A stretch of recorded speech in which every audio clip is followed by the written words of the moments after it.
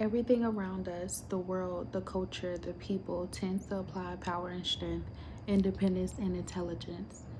But in the third Beatitude, a series of promises Jesus made about God's kingdom, Jesus highlighted something different, saying in Matthew 5 and 5, "Blessed are the meek, for they will inherit the earth."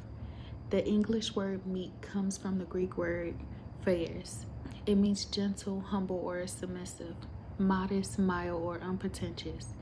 In fact, when Paul describes the fruits of the spirits, which are traits developed in his people by his spirit, the words meekness and gentleness are often used interchangeably. But let's be clear, if such descriptions paint a frail and feeble picture in your mind, you can be certain that meekness isn't weakness.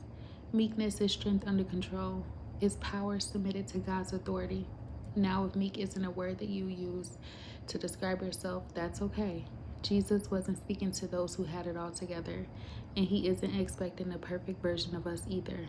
Instead, he's extending a blessing on who his people were and are becoming. God is continually developing these Beatitude traits inside of his followers.